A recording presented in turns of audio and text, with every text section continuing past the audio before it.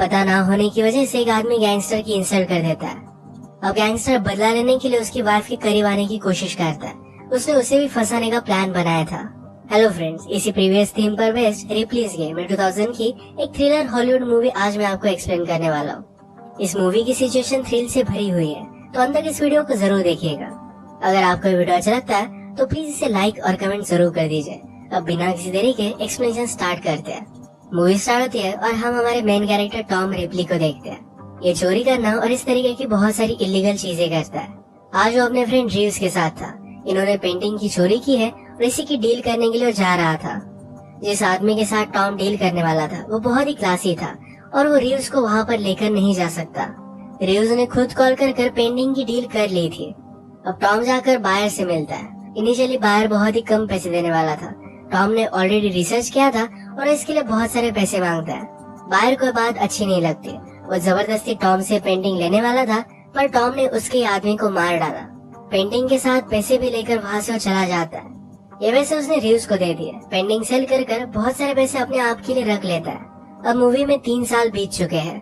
अब Tom Italy में रहता है और अपनी वाइफ के साथ बहुत खुश है।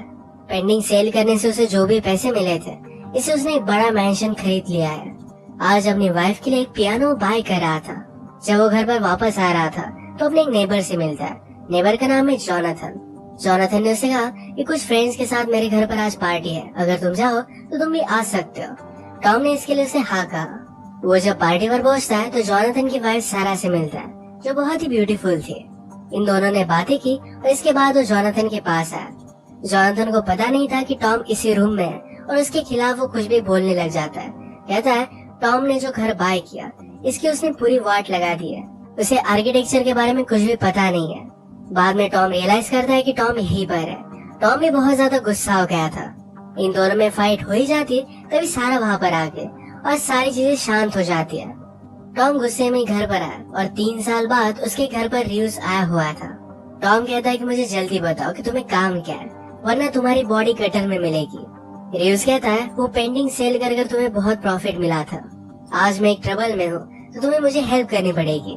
रीव्स ने 3 सालों में बहुत सारे कसिनो और बार लिए थे, पर अचानक से एक आदमी उसे कंपटीशन के लिए आया हुआ है। वो आदमी उसके बार में अंडर एज लड़कियों को भी डांस करवाता है। रीव्स चाहता था कि टॉम जाकर उस आदमी को मार दे, क्योंकि अगर खुद उसने ऐसा किया तो सारा शक उस पर ही जाएगा। आउटसाइडर का काम किसी को भी समझ में नहीं आएगा। टॉम इस बात को सीरियसली लेता नहीं। रात में जब वो अपनी वाइफ के साथ था तो उसकी वाइफ पूछती है कि पार्टी कैसे थी। टॉम कहता है कि बहुत ही घटिया थी। उसकी वाइफ ने कहा कि जॉनथन को कैंसर है, शायद उसी वजह से उसका मूड खराब होगा। इस बात पर टॉम जरा सोच लेता है। अगले दिन वो जॉनथन पर नजर रख रहा था। उसने फिर रीव्स को कॉल लगाया।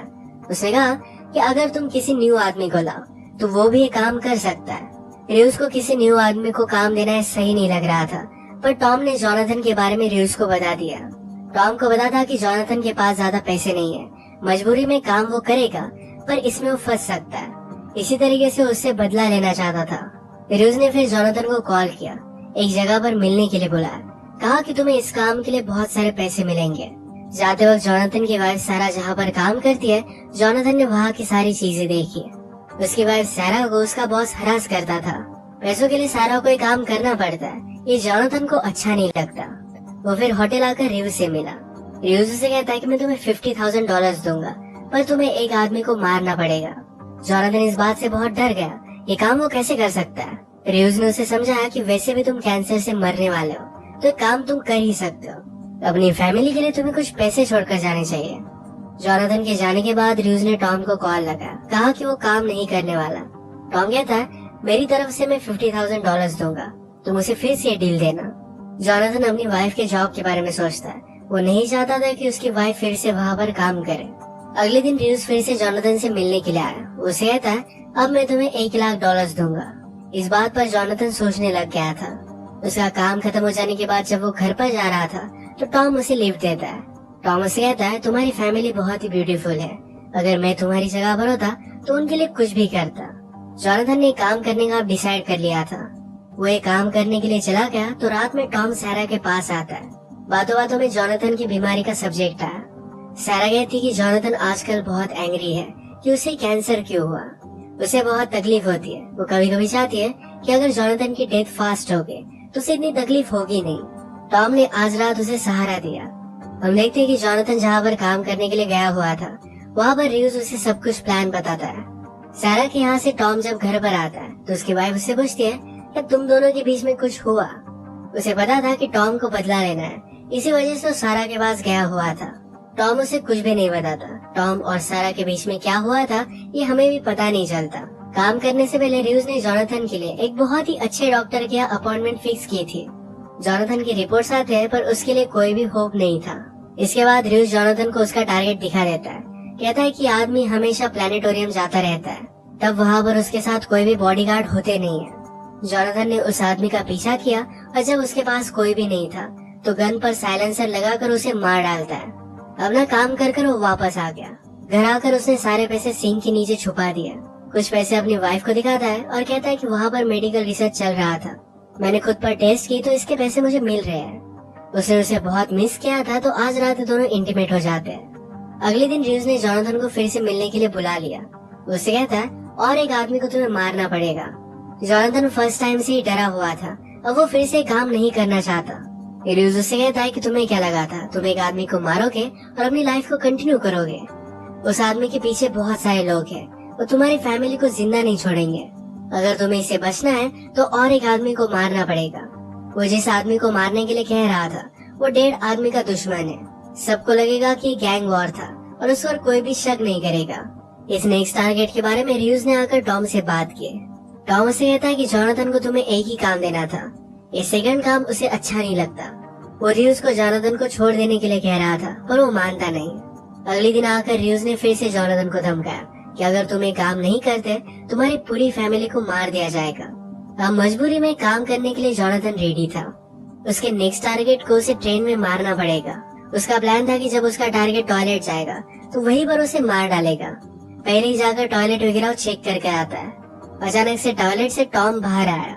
इस सब में जोनाथन उसी की वजह से फंसा हुआ था तो टॉम उसे हेल्प करने के लिए पहुंच जाता है। टॉम ने जोनाथन को उनके टारगेट पर नजर रखने के लिए कही। जोनाथन उसे हेल्प करता है और टॉम ने उस टारगेट को मार दिया। उस टारगेट के पीछे भी जो उसके बॉडीगार्ड्स भी थे उसे भी वो मार डालते हैं। टॉम की हेल्प करने के लिए जोनाथन को भी एक आदमी को गोली मारनी पड़ी थी। इन सब चीजों से वो बहुत ही डिस्टर्ब हो गया। जब यहाँ से बाहर निकले तो जोनाथन रोने लग जाता है। कहता है कि प्लीज इन सब से मुझे बाहर निकालो, तुमने ये सब मेरे साथ क्यों किया। टॉम कहता है कि तुमने मेरी इंसल्ट की थी और तुम ये सब काम कर सकते थे। अब तुम्हें बुरा लग रहा है पर टाइम के साथ सब कुछ ठीक हो जाएगा। जोनाथन इस काम के पैसे लेकर फिर से घर पर आया। उसकी वाइफ को अब शक चला गया था।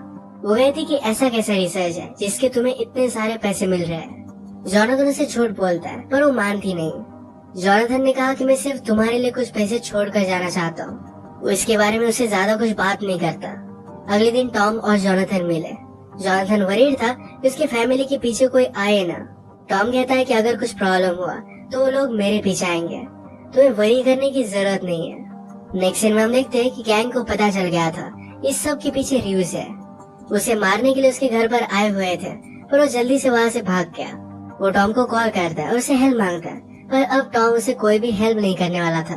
टॉम को पता चल गया कि अब कोई ना कोई तो कॉम्प्लिकेशन होने वाली है। उसने अपनी वाइफ से कहा कि मेरे यहाँ कुछ मेहमान आने वाले हैं, तुम कुछ दिनों के लिए कहीं और रहने के लिए चली जाओ। टॉम की वाइफ को उसकी सारी चीजों के बारे में पता होता था तो ये बात भी वो समझ गई। टॉम फिर जोनाथन के पास आया और उसे सारी सिचुएशन समझा देता है। उसने कहा कि आज रात मुझे हेल्प करने के लिए मेरे घर पर आना। जोनाथन फिर से अपनी वाइफ से झूठ बोलकर टॉम के पास आ जाता है। उन्होंने फिर पूरे घर में ट्रैप्स बिछा दिए थे। गन्स वगैरह लेकर गैंग के लिए रेडी थे। जोनाथन को लग रहा था कि शायद आज रात वो नहीं बचेगा। सारा बहुत ही वरीड हो गई। वो टॉम को कॉल लगाकर पूछती है कि जोनाथन तुम्हारे पास है, पर टॉम उसे कुछ भी बताता नहीं। अब सुबह हो गई और फिर गैंग के आदमी यहाँ पर पहुँच जाते हैं। इनके घर के ट्रैप में एक आदमी फंस गया था। जोनाथन बाहर जाकर आदमी को देखने की कोशिश करता है। एक आदमी जोनाथन को मारने वाला था पर पीछे से टॉम आकर उसे मार डालता है। एक आदमी को इन्होंने जिंदा पकड़ लिया था। टॉम उसे कहता है अपने बॉस को कॉल करो, कहो कि जिन आदमी को तुम ढूंढ रहे थे वो यहाँ पर थे ही नहीं। ये कॉल सक्सेसफुल हुआ और अब गैंग इनके पीछे नहीं लगेगा। इस लास्ट आदमी को भी मार देते हैं। तभी सारा जोनाथन को ढूंढते ढूंढते टॉम के यहाँ पर आ गई थी। जोनाथन को उस आदमी को मारते हुए सारा ने देख लिया। वो गुस्से में यहाँ से चली गई। टॉम और जोनाथन सारी बॉडीज को ठिकाने लगाते हैं इस गैंग की कार के ट्रंक में उन्होंने देखा तो रीस की बॉडी पड़ी हुई थी। गैंग ने उसे भी मार दिया था। अब उनकी कार रिवर के पास लेकर जाकर उसे वो आग लगा देते हैं। अब ये दोनों सेफ थे। जॉनथन के पास बहुत सारे पैसे आ चुके हैं और अब वो घर पर पहुंचता है। उसे घर छोड़ने के बाद टॉम जब यहाँ से जा रहा था तो उसने एक गाड़ी नोटिस की। ये उसे सस्पिशियस लगी और वो जॉनथन के पीछे पीछे आता है। जॉनथन के घर पर और कुछ गुंडे उसका वेट कर रहे थे। वो उसके फैमिली को मारने वाले थे। तभी टॉम वहाँ पर पहुंचकर सब लोगों को मार देता है। इस गन फाइट में टॉम को गोली लगने वाली थी तो जॉनथन उसके सामने आ गया। यहीं पर उसकी डेथ हो जाती है, पर मरते वक्त उसके फेस पर स्माइल थी। कैंसर की वजह से अगर उसकी डेथ होती तो बहुत ही स्लो होती, उसे बहुत पेन होता। आजकल भी वो बहुत ज्यादा पेन में ही था, तो उसकी डेथ उसे अच्छी लगी। उसने जो भी किया अपने फैमिली के लिए किया। इसके बाद हम देखते हैं कि रात में टॉम अपनी वाइफ के कंसर्ट में जाता है। उसकी वाइफ उसके लिए बहुत ही वरीड थी और टॉम को देखकर उसे भी अच्छा लगता है और यहीं पर मूवी एंड हो जाती है। अगर आपको एक्सप्लेनेशन अच्छा लगा तो प्लीज इसे लाइक कर दीजिएगा। बहुत सारी मूवीज लेकर आता रहता हूँ, तो प्लीज इस चैनल को सब्सक्राइब कर दीजिए और बेल नोटिफिकेशन आइकन दबाना मत भूलिएगा। हम फिर से मिलेंगे और एक नए मूवी के साथ। तब तक के लिए थैंक यू और आप अपने आप का ख्याल रखिए।